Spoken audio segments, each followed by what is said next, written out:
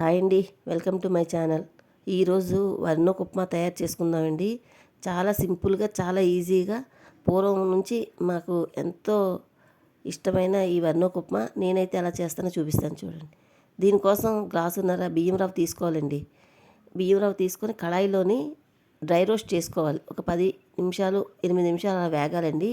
మంటను తక్కువలో పెట్టుకొని ఇది మనం బియ్యం రేషన్ బియ్యం ఉంటాయి కదండి, అవి కడిగి ఆరబెట్టి నూక ఆడుకొని పిండి తీసేసిన రవ్వండి.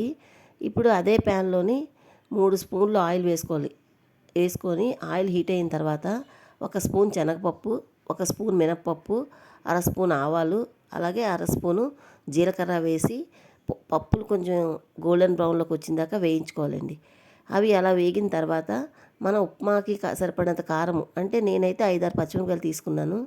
అలాగే కొంచెం కరివేపాకు, 1 ఇంచి అల్లం ముక్కలు వేసి చక్కగా ఈ పోపు కూడా బాగా వేయించుకోవాలండి.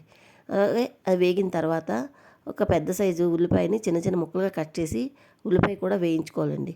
ఉల్లిపాయ సాఫ్ట్ అయిన తర్వాత రుచికి సరిపడగా ఉప్పు, పావు స్పూన్కి కొంచెం తక్కువగా పసుపు వేసుకొని అంతా బాగా కలుపుకోవాలండి.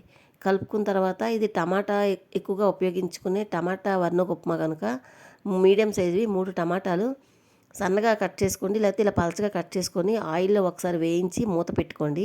చక్కగా మగ్గిపోద్దండి.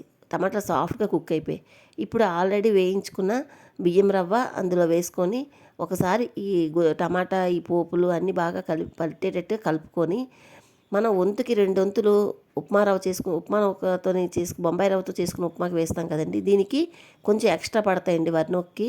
అంటే నేను గ్లాసున్నర బియ్యం రవ్వ తీసుకున్నాను కదా, 4 గ్లాసు వాటర్ మరిగించుకొని ఆ ఉప్మాలో నూకలో వేసుకొని మూత పెట్టి మీడియంలో పెట్టుకుంటే 5-6 నిమిషాలకి కుక్ అయిపోద్దండి. హాట్ వాటరే వేసుకోండి. ఎప్పుడు ఉప్మా చాలా పొత్తులాగా వచ్చి చక్కగా ఉంటుందండి. చూస్తున్నారు కదా, చాలా సింపుల్గా చాలా టేస్టీగా తయారు చేసుకునే వర్ణోక్ ఉప్మా పొడి పొడిలాడుతూ ఉంటుందండి. చాలా కమ్మగా ఉంటుంది. ఇంతేనండి నా వీడియో నచ్చితే లైక్ చేయండి. మరిన్ని మంచి వీడియో కోసం సబ్స్క్రైబ్ చేసుకోండి. Thank you for watching. Bye అండి.